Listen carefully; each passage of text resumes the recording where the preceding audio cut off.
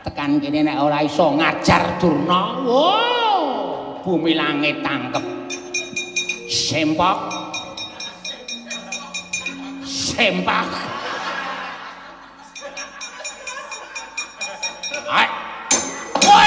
Wes ya, wajib kono maju tak candak tangane sep dunke nyek jengkol diajane cuwek glayar candak sirahe dunke antil kon pikul diet glayar ayo nek pancen kowe wani minggir jaluk dalan minggir.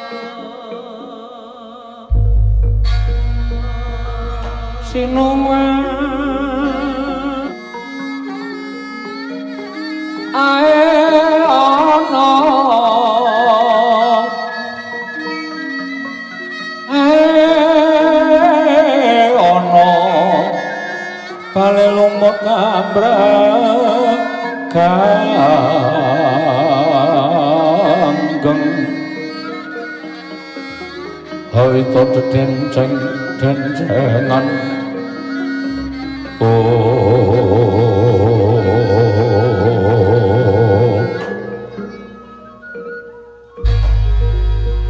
Iwang Agung ipun nun mangki bapa penemban Sarawa Paduka bapa penemban Durna ingkang putra ing Ngamarta ngaturaken pasegan panakrami bapa penembaning Sukalima.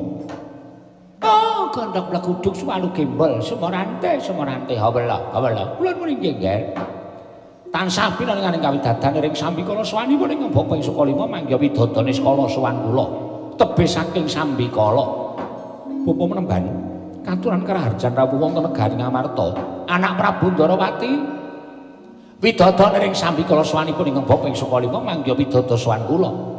Namung kemarin kula ngaturaken pudya pangastawanipun ingkang Bapa kunjuk ngersanipun anak Prabu Dwaraka. Inggih Bapa kula tampi. Akarya bombong raos sing manahipun ingkang putra ing Dwarawati.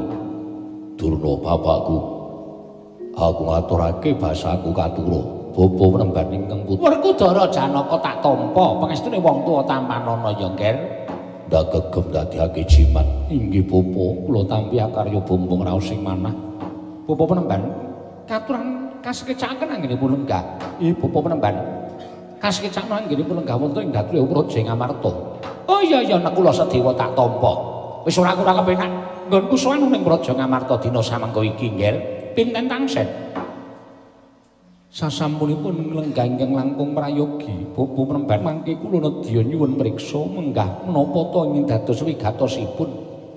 Dene paduka rawuh wonten ing Praja Ngamarta mongko boten cecala ingkang saderengipun menawi kepareng kawedharing kathah tumunten kababarna bungelungaken jangga nilingaken karna mastuti dhateng sabdatama paduka Bobo Penembaning Sukalima. Menika ngaten nggih. Pun ingkang Bapak ing Sukalima wonten Praja Ngamarta menika sepisan tuwi dhateng kawidadanipun anak putu kula ing sami mapan wonten negari Ngamarta. Ndungkap angka kalih. Sawan kula menika mboten saking pikajengan kula piyambak namung dapur dipun utus dening anak Prabu Duryudana. Krana anak Prabu Ngastina dinten sakmangke menika sampun nampi sasmitaning dewa inggih menika bilih Jawata badhe matedhakaken kanugrahan ingkang winastan Wahyu Kamulyan. Mongko tumurun ing Wahyu Kamulyan menika wonten gandeng jenengipun kan para Pandhawa. Oh, Ger. Mugi dados ing kawuningan.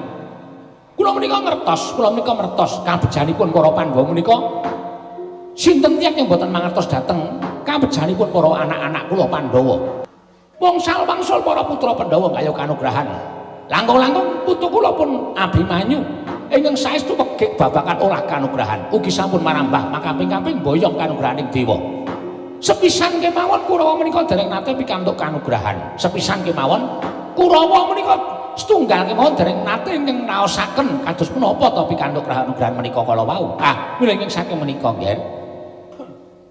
Seluruh sanget panyuwunipun ingkang Bapak ing Sukalima wonten sanipun anak Prabu Puntadewa miwah anak-anak kula para Pandhawa. Dinten sakmangke kula aturi ngawon dhateng para Sata Kurawa. Jernyatanipun anak Prabu Duryudana sampun nampi sasmita dening para Jawata. Menika ateges anak Prabu Duryudana menika dados peranganipun para nalindra utawi para satria ingkang dipun keparengaken anggayu kanugrahan menika kala wau. Nanging kula pitados menawi para Pandhawa ugi nggayuh kanugrahan menika kala wau tartemtu anak Prabu Duryudana kawon anggenipun nggayuh kanugrahan menika kala wau. Mila kula suwun kanthi sanget kejawi anak-anak kula Pandhawa kula suwun sampun ngantos nggayuh kanugrahan menika kala wau ingkang angka kalih.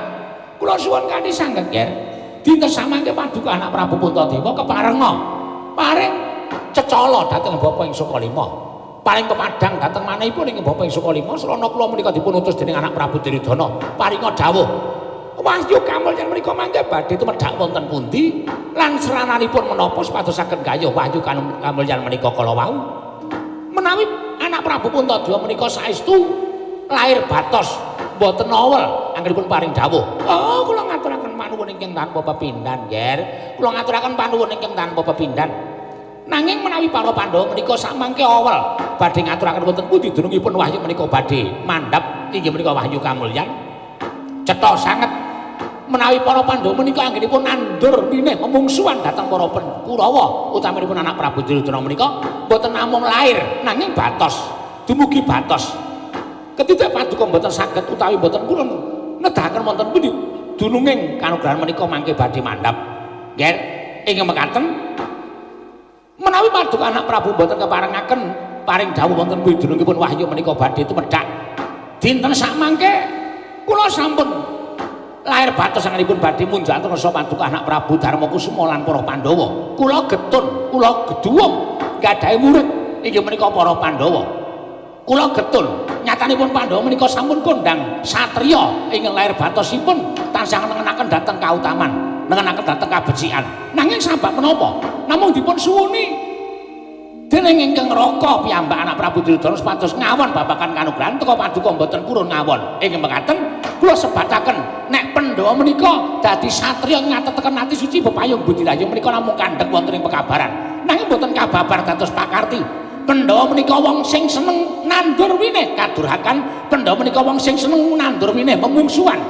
Menawi paduka anak Prabu paring dawuh babagan Wahyu menika tertentu anak Prabu Duryudana ugi nuwun sewu badhe ngrengkuh dhateng para Pandhawa. Ning nyatane dos pundi? Menawi paduka mboten purun nedahaken wonten pundi dunungipun Wahyu ateges memengsanipun para Pandhawa kaliyan para Sata Kurawa menika sampun boten saged dipun rukunaken malih. Ingkang mekaten ingkang bapa ugi nandur raos boten remen dhateng anak-anak kula para Pandhawa, Ger.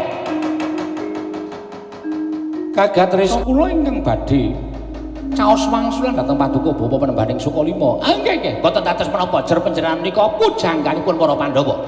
Pangandikanipun Natandrawati menika sami kemawon aturipun anak-anak kula para Pandhawa. Inggih. Namung nuwun sewu. Pengendikanipun Bapa Panembahan Durna ing mekaten menika kala wau kula nuwun sewu.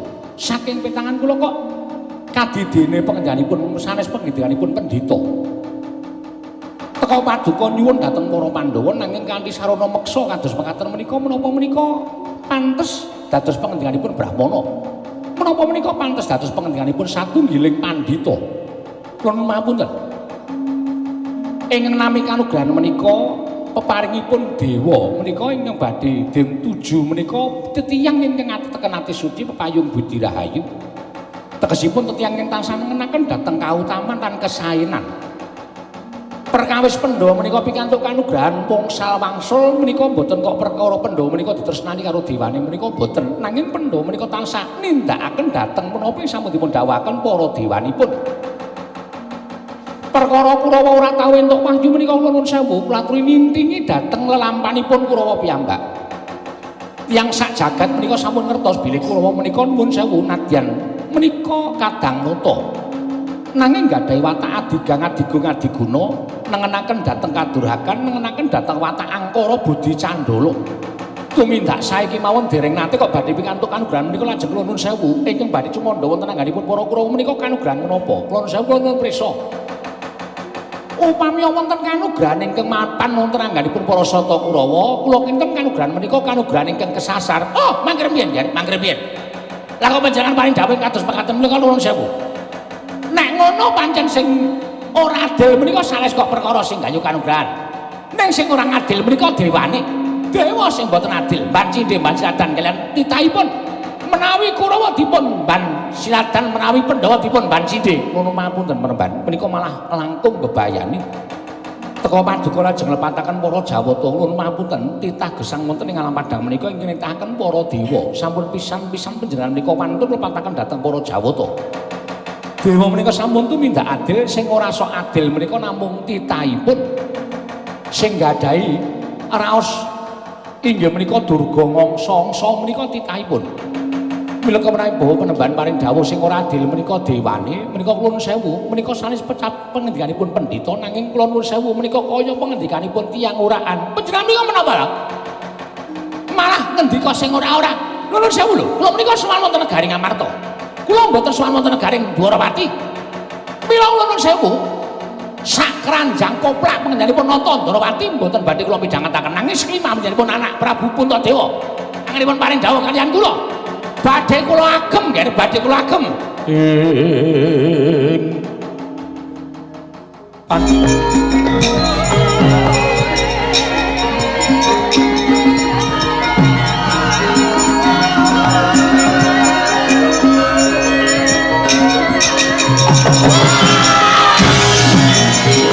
Setyaki.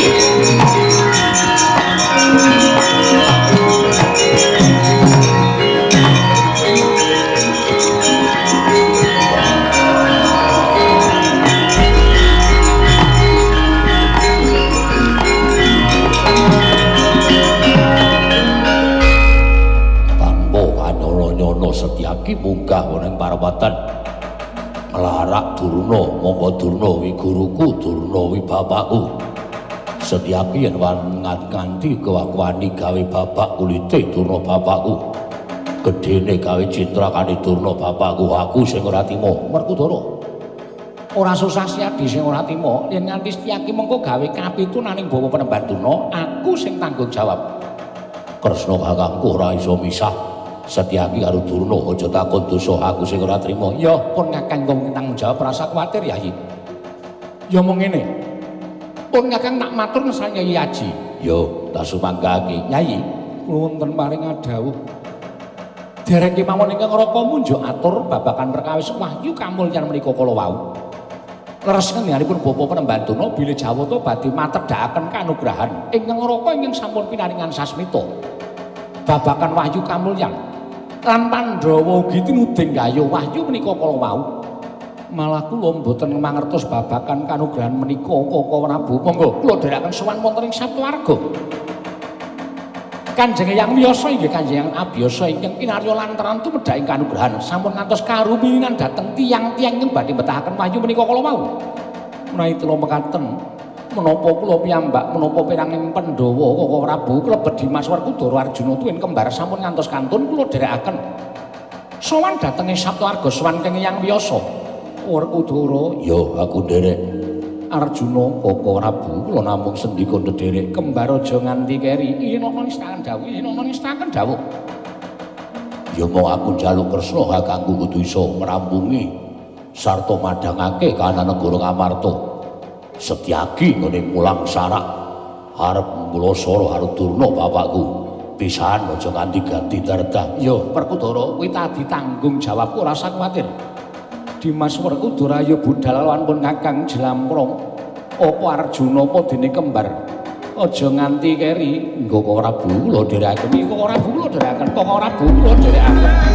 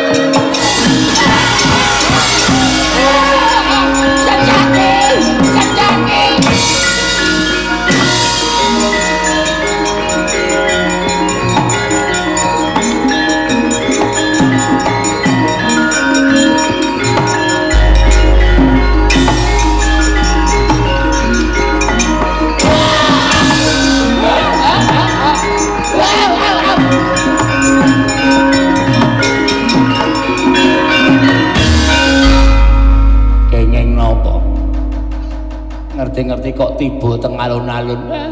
Dek Pate. Pripun? Mboten kanthi kanyono-nyono ketoke wau ya ayem-ayem mawon. Kula sowan wonten negari Ngamarta niku kula wis noleh kiwa nengen mburi ngarep wis kula teliti kabeh. Nggih. Mboten nonton Setyaki, mula nek kula omong ya rada ngawur, rada sura. Dadi dukane anak Prabu Ndarawati kula padu asma Prabu Ndarawati. Sampeyan niku padu alis nuwun Kresna. Nggih. Padha-padha ngelmune, padha-padha dhuwure. Padha-padha prigele, padha-padha cucute. Nggih. Cucut niku terus omongane cepet. Oh. Rika duwe bahan, kula ya duwe bahan. Wes pokoke rame banget. Mboten kanthi kanyono-nyono enten nayaka sing brubut mlayu saking mburi. Kula dijambak, dilarak teng jaba dijotosi. Sapa sing wani njotosi sampeyan? Setyaki. Setyaki. Nggih. Pripun sampean kok wau kok takon sapa sing wani nglera sampean terus bareng kula omong Setyaki kok sampean ya pucet. Kula ya ra wani. Kurawa sing melu ning siji. Lho. Kurawa 100 niku sing melu mek siji. Nggih. Sinten Dewate? Durmagati. Sing liyane Doijin. Kartomarma. Awake rada ra penak. Dursasana. Dursasana utune lara. Citraksi ora ana kendaraan. Napa wis mayat-mayat kabeh Kurawa niku? Nggih. Edalan.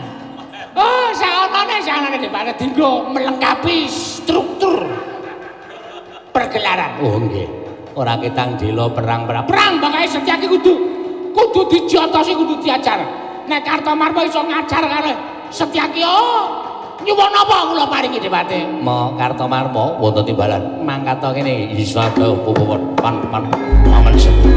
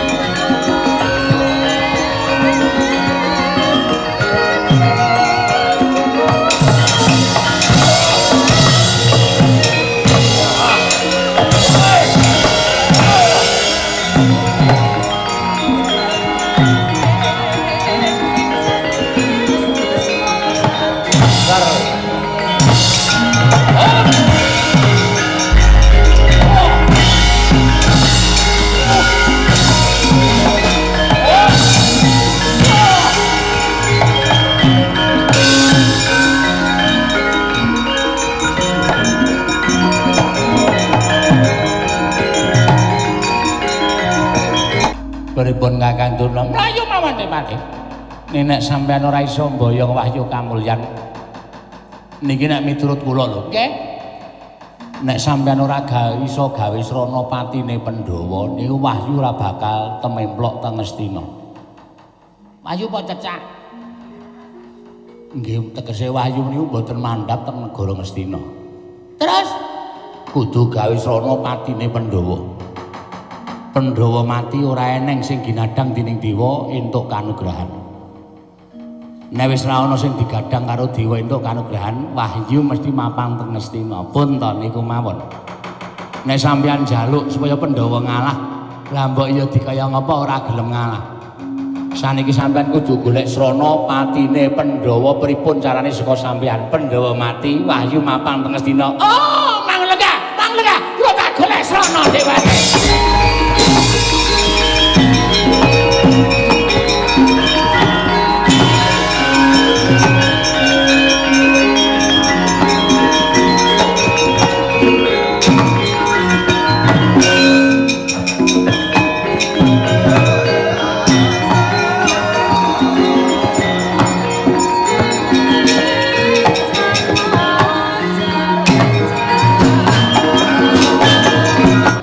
Nek wis menang ki mbok rasa sok pamer. Nggih. Edan ta. Gumun lho aku suwe-suwe karo kowe iki gumun lho Setyaki. Gumun perkawis. Kowe iki nek tumandang ora nate didhawuhi mbuh bener mbuh luput kok tindake. Lah iki mau tak takon. Durna kok tok larak iki sebab apa? Nggih. Wantun lan Koko Prabu. Koko Prabu menika ingkang nderekaken kula. Lah iya. Kula menika senopati, bener. Menawi wonten menapa-menapa kula ingkang kedah tumandang Durna wani lan Koko Prabu, kula sing kudu ngajar Begawan Durna. Ning rak kudu nunggu dawuh saka Nalindra. Nunggu sampeyan yo ora dinehi kesempatan. Mula kula nggunakake napa jenenge? Peling tempiling raimu sisan kowe. Peling. Nyatanipun Kurawa sami mundur jebul kula niku wis tuwa. Ning nek temandang ngrampungi Kurawa 100 wae isih duwe kekuatan. Lah iya ya syukur niki esuk menek wong mungsuhe wis mundur kok nglelek men. Keploki penonton. Penontone sapa? Wong ora ana sing keplok kok. Kula mireng mak pok-pok. Pok apa Setyaki? Ono timbalan. Pun Kakang bakal budal marang Sapwarga. Lah ngaten kula nderek mesti wae siadi tak kanthi. Nggih, ngestaken dawuh. Sawisna titianing pun Kakang budal marang Sapwarga nderekke para Pandhawa. Suwawi Koko Prabu kula nderekaken Setyaki. Iya.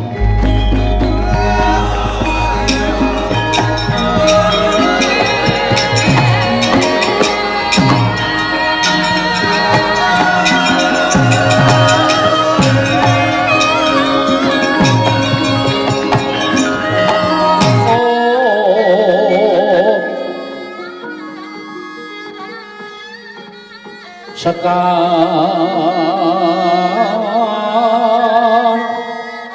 kadung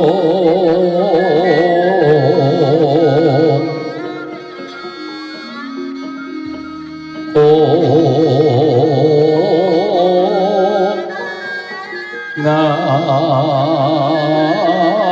kandanya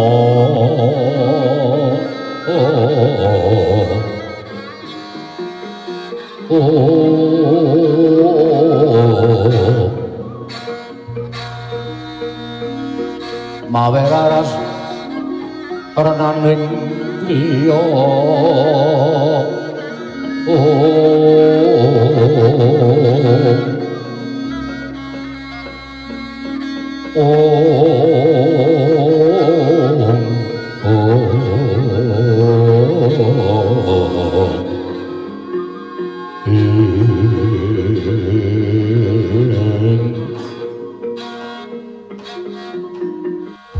ontet yang kalau Rudra Mas Pati Araja Dewaku tobat. Mula kanan dandang mangure panas. Akeh para sangyaning para baju barating padha nom sang kuyang numbuk bentus playune merga ke taman goro-goro. Ana titah pujang goreng ing sowan ning ngarsa ulun iki kaya Begawan Durna ingkang sowan padha raja saprap tamu Kumbayana. Oh, lole. Tansah binangan ing kawitatan ing Sambikala Ibu Bathari. Kemarin kula ngaturaken sembah sumung keping pangabektinipun ingkang abdipun Begawan Durna kunjuk asa paduka Sang Ibu Bathari. Tak tampa Penemban Durna ragat pangestuku tampanana. Kula mundingga jimat paripe dayana ing kasantosan. Sawise santata nggonmu ngadhep ana wigati apa dene sumengka nggonmu ngabiyantara ning ngarsa ulun. Ulun nuwun sewu Manja Bathari. Sowan kula ngersa paduka Sang Ibu Bathari menika istrinipun namung wale-wale menapa nyuwun kawelasan dhateng paduka Ibu Bathari. Kawelasan babagan apa? Mboten perkawis brana pijes duwing derajat miwah pangkat. Panjenengan prisa piyambak bilih ingkang abdipun Begawan Durna menika minangka dados pujangganipun para Sata Kurawa, pujangga negari Ngastina, pujangganipun anak Prabu Duryudana. Monggo dinten samangke kula menika pinasaran dening anak Prabu Duryudana supados kasembadan gayuh wahyu kamulyan. Nanging mugi dadosna ing kawuningan Manja Bathari bilih wong salwangsul Kurawa pendak-pendak gayuh wahyu menika tertentu gagar wigar tenantuk karya. Dipun sababaken inggih menika wontenipun para Pandhawa. Mergi para Pandhawa pendak-pendak gayuh kanugrahan menika tertentu kasembadan. Kanugrahan menapa kemawon tertentu dipun kukup dening anak-anak kula para Pandhawa. Mila saking pangemetanipun ingkang abdipun Begawan Durna, nek Pandhawa isih urip wonten ing alam padang, tertentu anak Prabu Duryudana mboten saged kedurungan wahyu Kurawa mboten saged gayuh kanugrahan. Mila sowan kula wonten ing dandang mangore menika nyuwun sanget dhateng Pandya Ibu Bathari saged samangke paring pambiyantu dhateng kula supados kula saged mejahi dhateng para Pandhawa. Amargi petanganipun ingkang putra utawi ingkang abdi Sukalima, nek Pandhawa sampun pejah tartemtu boten wonten malih ingkang saged gayuh kanugrahan kejawi kanugrahan menika kala wau badhe tumedhak dhateng wayah-wayah paduka pun Sata Kurawa Manja Bathari. Putra Begawan Durna yen to kaya mangkono pasang yogya katuju ingin udene. Sawetara wektu wadya balaku para baju barat jim setan mriprayangan Yuni Banaspati klengklek balung atandak. Lan para dubreksa suwe ora mangan daginging wong Sukerta. Mongko Pandhawa kuwi klebu wong Sukerta mula nggonmu nyuwun pitulunganing ibumu ya kuwi Pandya Bathari Durga tak lulusake nggih tak lulusake. Oh matur nuwun Pak Ibu Bathari matur sembah nuwun tanpa pepindhan. Nanging lajeng daya menapa ingkangipun badhe mejahi para Pandhawa? Ora sawedi kangelan. Pulanggana ana dawamu apa? Ibu miji karo anakmu si Pupu Pulanggana. Kowe melu karo Begawan Durna. Manjing ning awake Begawan Durna. Durna kowe caketana para Pandhawa. Tantangan para Pandhawa yen Pandhawa padha murina atine ora trima mbok tantang tuli bakal nyikara karo kowe iki ora satu mandang. Pulanggana men metu saka awakmu nyokot lan para Pandhawa yen lumrah Pandhawa sing bakal tekaning mati Begawan Durna. Oh, ladal. Matur nuwun Ibu Bathari. Nah ingatan ingkang abdipun Pulanggana kula suwun supados panangganipun ingkang putra pun Kumbayana. Pulanggana apa? Ora usah dadak rekoso tumandang golek daginging para Pandhawa. Cukup kowe mancing angganing Begawan Durna. Kanthi wantak panglemunan tegese aja nganti katon dening netra wantah. Aja nganti ketok disawang dening sapa wae. Kanthi srana panglemunan mau kowe bisa nyikara marang para Pandhawa sarana kowe metu saka angganing Begawan Durna. Durna ora usah tumandang karya. Oh la la la la la la. La dala. Yayan ngono ngestake dawuh Ibu Bathari terus mangkatku besok kapan? Besok kapan Durna? Oh, dinten menika ugi Pandhawa tertentu sirna saking lumahing bumi kreping langit. Mapan ngangganing Begawan Durna. Durna tata ngampetam began aku tata mapan ngangganing Begawan Durna. Aku njaluk pangestu ya Ibu Bathari. Sing ati-ati aja nganti kaya bocah cilik Pulanggana.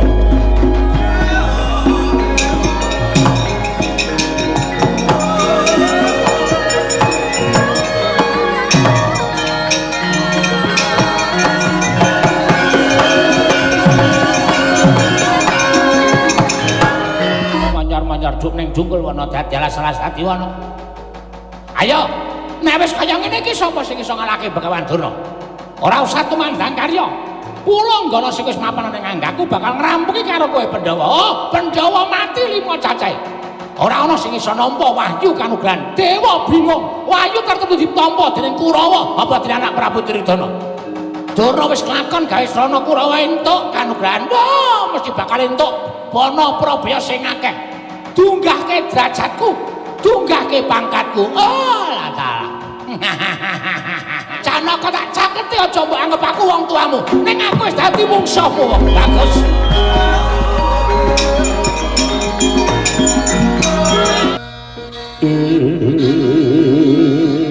Non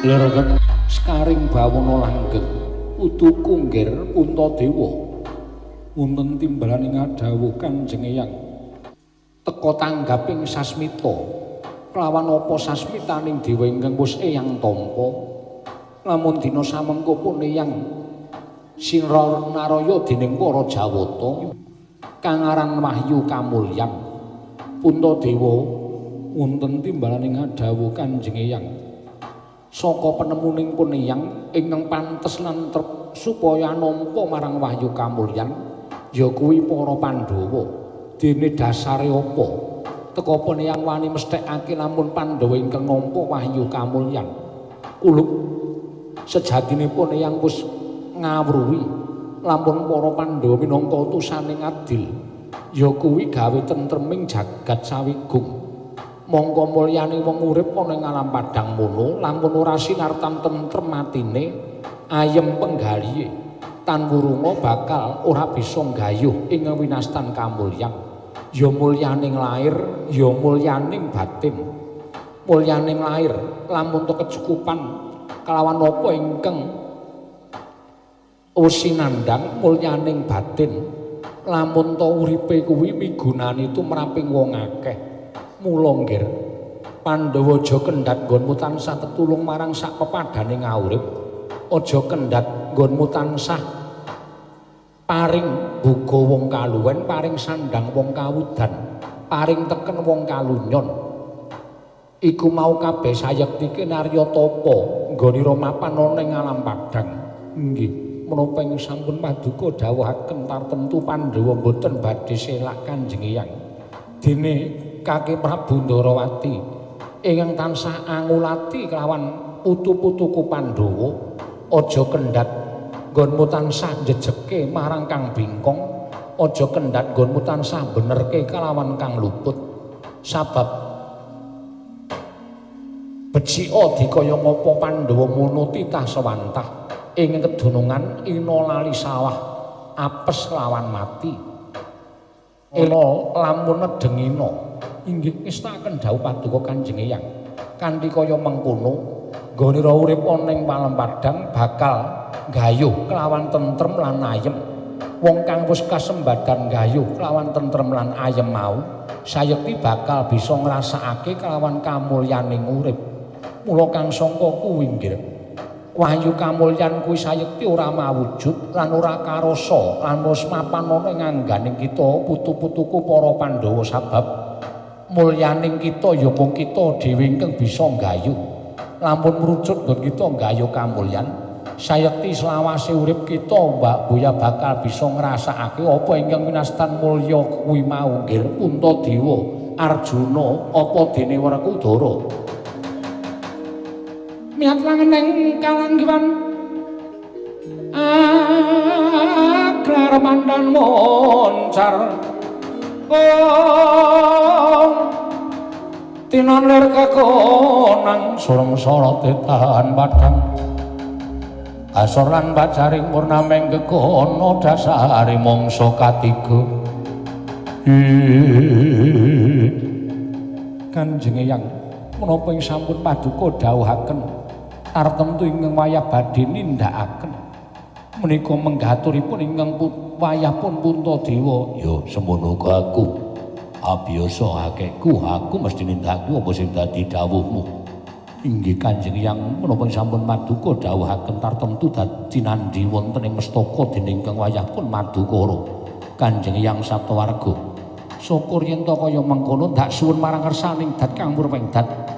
Muga-muga apa kang dadi pangendikaku ora mrucut lawan kersaning para Jawata, wahyu kamulyan ya mung para Pandhawa ingkang keduga napa nggih. Pandhita kang nyarya wangsa pindha kombang.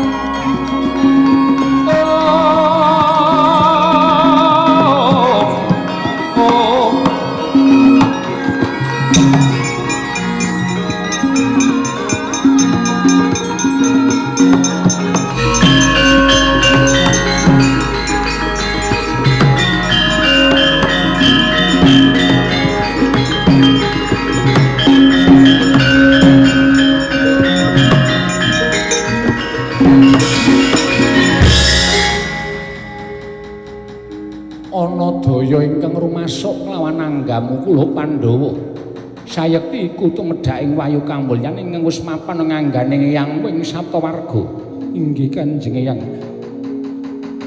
nanging aja daya-daya bungah kang dadi atinira kulup Puntadewa Werkudara Janaka lan ora rinasa dening kula putuku Puntadewa lamun datan sira gayo pribadi jumbuh kelawan ingkang wis tak dawuhake duwenana penggalih ingkang tentrem lan ayem nyingkirana watak kelawan durga ngongsangsa kulina meper kawan mubal babal hawa nepsu satemahing kono bakal ngrasakake urip tentrem lan ayem sawise urip tentrem lan ayem sira bakal manggih kamulyan ingkang sejati nuwun sewu kula ingkang sowan Mremban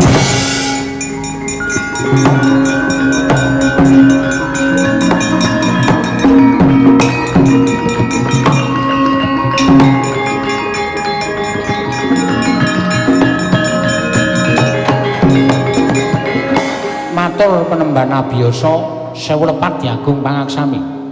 Ponokawan Petro, nggih. Eneng apa Ponokawan mlayu-mlayu munggah ning Petrabahan Pertapan Saptawarga. Menawi mboten genting swasinipun, kula mboten tartemtu mboten badhe minggah wonten ing Pertapan Saptawarga karena menika sampun status waspada. Petro njaluk didugang raine. Saking ngandhap manguwuh-wuh sumbaripun petak aciya-ciya. Pak, petak aciya-ciya ya, Pak. Iso omong kok ora ngerti tegese petak aciya-ciya ki. Petak kuwi basa Jawa, ciya-ciya ki basa Cina. Wantel modar. Takoni orang rada kok seneng ciya-ciya ora ciak-ciung ciambu. Ngandel ora Semar iki. Kakang Semar kok senengane ngono lho. Kula nek kali anak-anak kula niku mboten iso serius. Sapa ingkang nyumbari Ponokawan Begawan Durna nyuwun tumurun ing wahyu kamulyan Mrembang. Wong kang menehi ilmu kelawan Werkudara apa dene Janaka nanging yen to pakartine Durna mau wis kleru saka dalan sing bener wajibe mbok benerake yen Durna wis minggok satus bungkong pakartine wajibe mbok jejekake mungguh kuwi wong kang kepengin nggayuh kamulyan sejati nggih.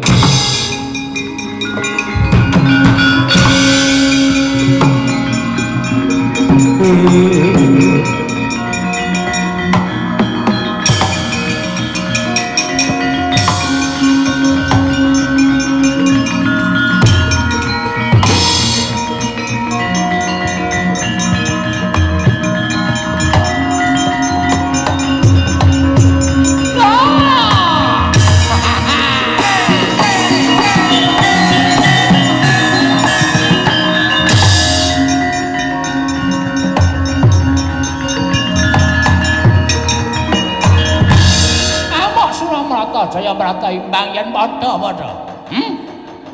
Aku wis ora nganggep Pandhawa kuwi dadi muridku, dadi anak-anakku. Sing gumanama sek ana ing paningaling Begawan Durna, ya kuwi mung bangkening Pandhawa ngatang-atang ana ngareping Begawan Kumbayana.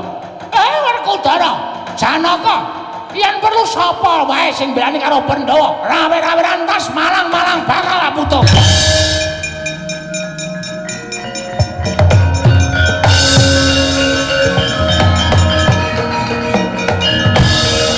Kanjang gansing langit kelap-lapaton lir kincanging risang mawe gandrung bapa penemban. Janaka, iya, arep apa kowe? Bapa penemban kula aturi mut dhateng Purwadasina. Menawi bapa penemban kepareng ngersakaken wahyu kamulyan kula caosaken tangan kula kekalih. Nanging sampun ngantos nilar dhateng tata kramining kabrahmanan bapa penemban Durna. Oh, ora usah dadak ngeleke karo aku. Ora dadak ngeleke karo aku. Pintra Jara Langit isih menang Bagawan Durna tinimbang kowe. Apa mbok anggap aku lagi lali? Apa mbok anggap aku lagi lerwa kelawan kewajibaning kabrahmanan iki sing bakal tak tindake. Ya kuwi netepi marang pujangganing nalin negara Ngastina, pujangganing Nata Prabu Duryudana. Yen aku ora iso gawe Nata Ngastina Prabu Duryudana entuk kanugrahan wujuding wahyu kamulyan. Tutur ketawur ora ana gunane aku urip nang alam padang. Bapa penemban mboten saged kula emutaken. Anggepmu aku lali, ngono apa piye? Tak elingake. Kowe arep ngapa kowe, Mbok? Janaka kowe arep ngapa? Nah, bapa penemban mboten saged kula emutaken kepeksa kula wantun karan panjenenganipun bapa penemban Durna. Ngelmumu saka aku. Kasantikan guna kanuragan sing saiki mapan awakmu kabeh saka aku. Nek kowe menang karo aku, sasat ora iso Jara Langit. Ayo, cobanen Janaka legane atiku.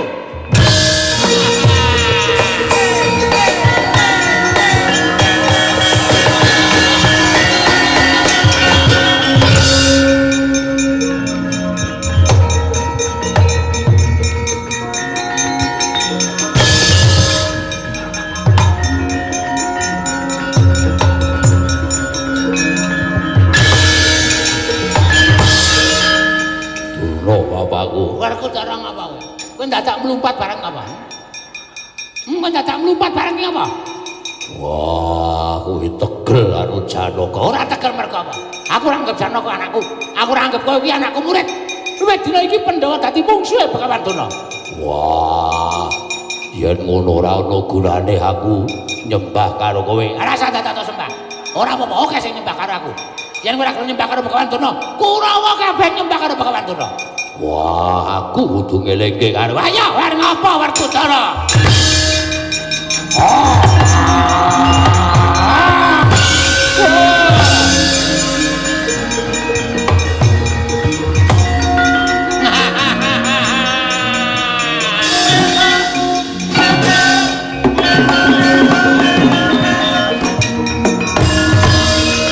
Kok ora piye?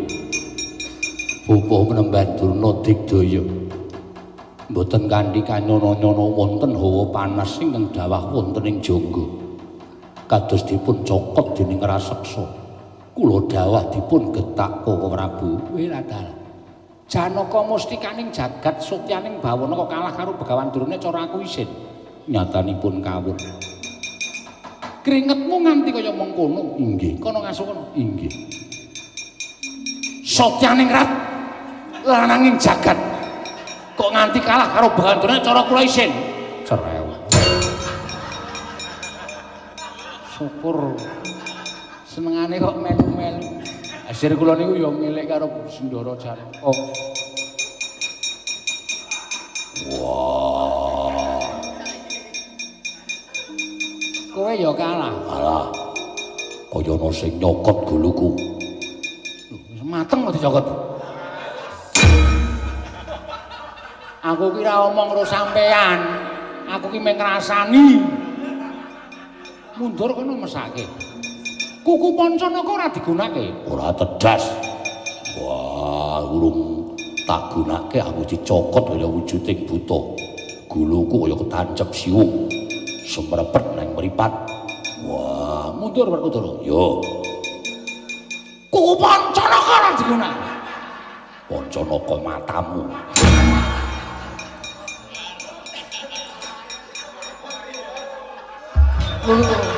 Iki ngapa to?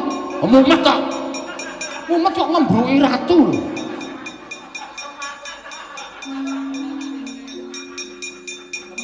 Iya.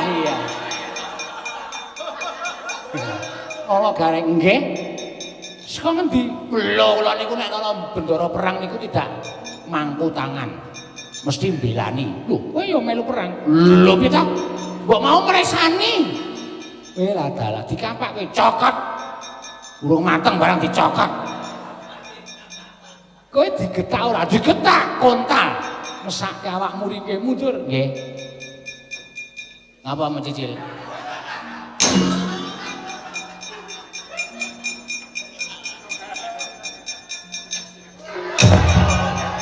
Reng ora nggo jengklet wis payu. Oh iya. Rusak cilaka. Lho kok andang tekan kene? Oh maju melih kula niku nggih semboyan kok. Lho, semboyanmu apa? Aja nganti kalah, kalahan wis tekaning pati. Bagus. Ngono kuwi sing tak karepake. Satriya iki aja nganti kalah, kalahan wis tekaning pati. Iya. Lho kok iya piye? Anu heeh. Isih kalah, tesih kalah.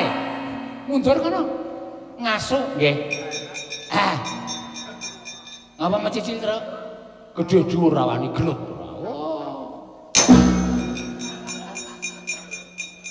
Ora kok cepet banget oleh perang iki. Oh, metu nggir kali to. Oh, liwat omahe Obro. Mulane kok gelis metu kon. Nek ora tak drei wetenge mundur kono. Weteng jelus. Yen tegel kok ora.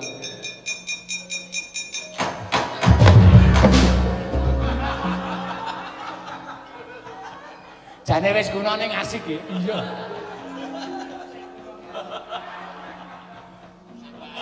Perang meneh nggih. Kalah kula wis ngerti. Mari sampeyan sing ngomong sik, kalah apa menang kula wis jujur mawon kalah kula. Iya iya. Mundur kono. Nggih. Ngapunten nggih tak ngasuk. Iya wis ngasuk. Anu medhari iki mawon. Kowero ya.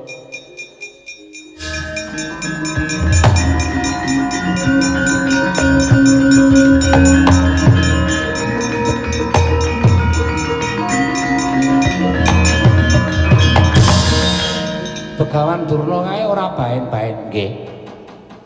Kae dibantu karo wong Dandang Mangore. Lho sapa wong Dandang Mangore? Perjineman balane Betari Durga. Weh, setan alas. Terus kowe wong telu kudu iso ngilangke sing manjing ning awake Durna kae. Caramu piye, Mbok? Aku ora weruh ning kowe wong pinter-pinter, kowe wong licik-licik. Kudu iso nggunakake karti sampeka. Ora iso aja takon dosa kepruki sirahmu. Wis kono tandangi. Nala gareng. Aku ngerti ki wong licik. Ora iso ngalak. Aku kowe ngenteni dul desa. Waduh men to, Tru. Engko nek demite mlayu ngidul. Lho, ora. Langsung tok cekel. Ki demite kudu kecekel. Siap, Om berangkat. Yo.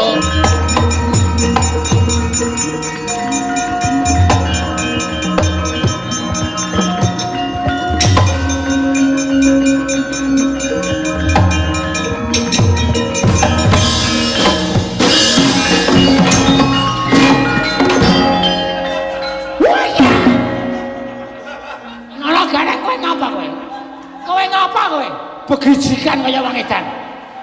Tekan kene nek ora iso ngajar Durna, wow, bumi langit tangkep. Sempak. Sempak. Ai. Wes ya, wajib kono maju. Tak candak tangane set dunke nyek jengkol diajane cuwek. Glayar, glayar.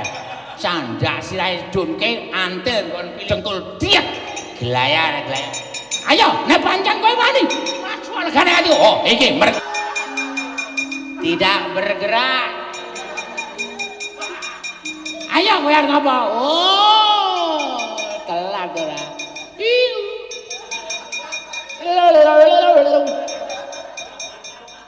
Ngandel ora.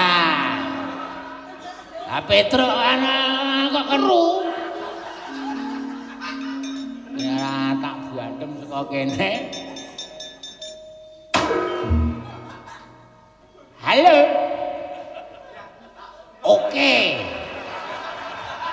Oke. Sempok.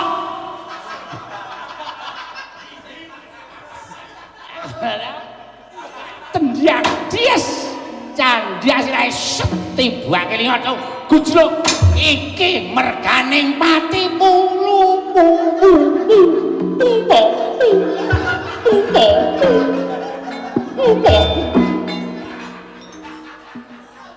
Yai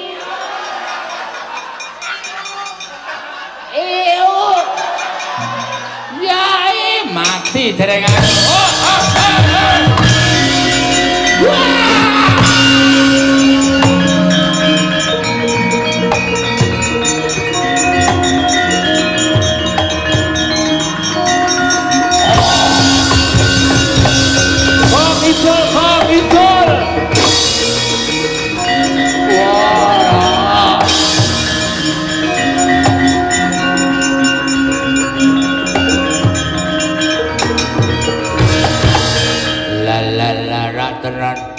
aku wis mbedhek nek nganti konangan Panakawan ngerek-ngerek kaya uripku.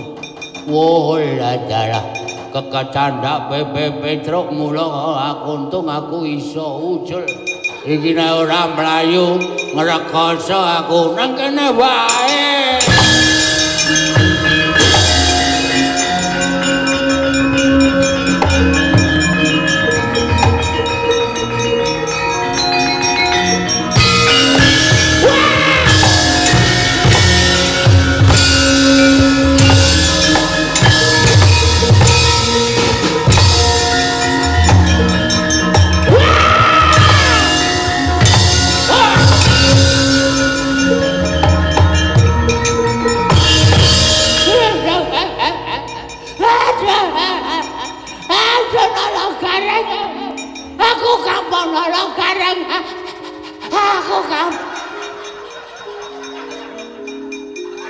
Mampus ada mati aku nolong kareng aku conot colke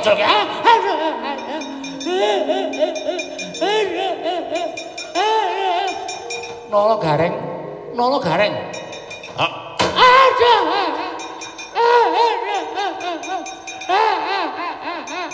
nolong gareng ngapa ada dadak malsu suara bareng dadak malsu suara aku apal suarane Sunan Prabu Ndarawati aku apal kok bareng musik aku dadak maca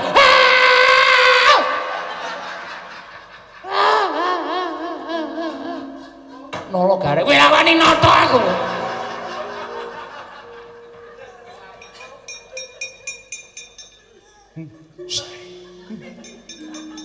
apa wer ngiwangi Durna ora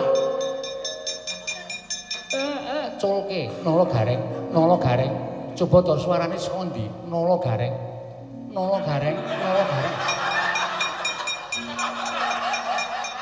oh sinuwun bekti kula wong edan ora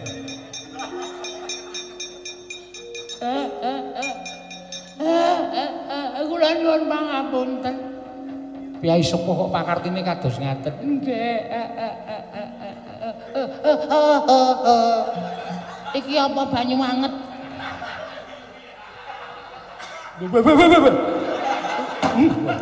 aku ora mikir kok kena ya wong tuwa nguyuh sak nggon-nggon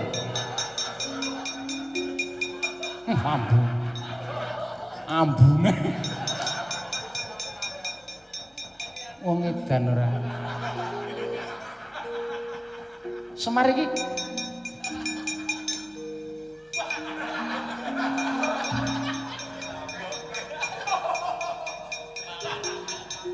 pun kula elekke liyane kula gaweke kalen-kalenan kondur nggih kondur mangke menawi ngantos puno kawan menika ngamuk panjenengan malah cilaka kula nyuwun pamit nggih nyuwun pamit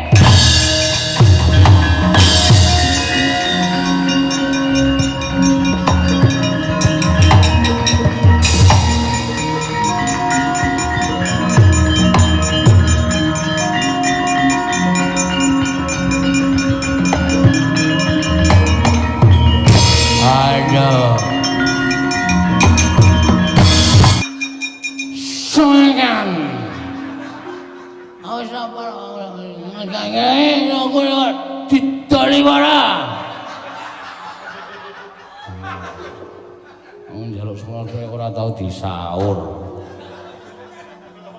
Aku wis ora wis santai kok wis sing ditangi jerawat.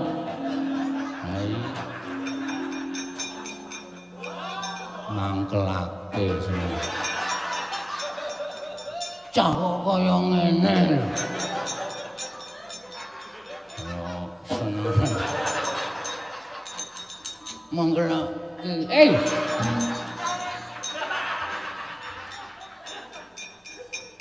Wong edan kabeh. Lah wong kaya ngono.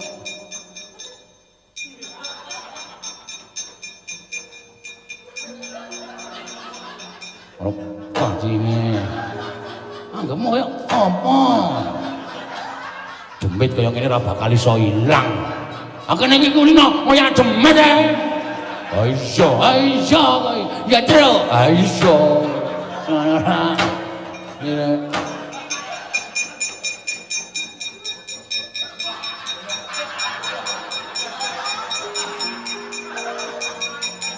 Ini ora kaya ngene. Ora bakal iso rampung kahanane.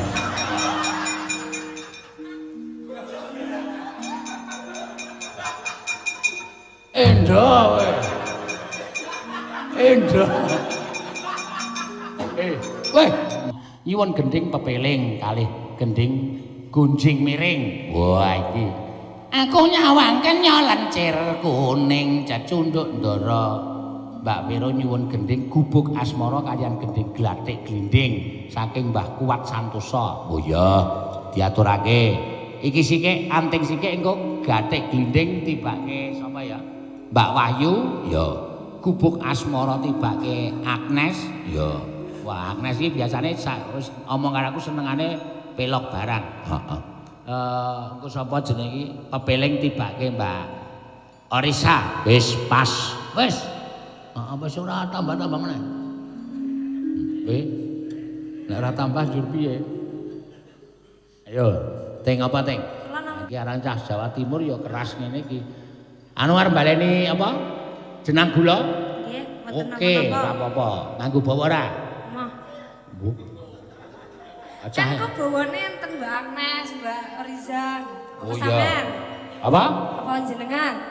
Aku iki wah jan edan tenan anak buah kok akon pimpinan.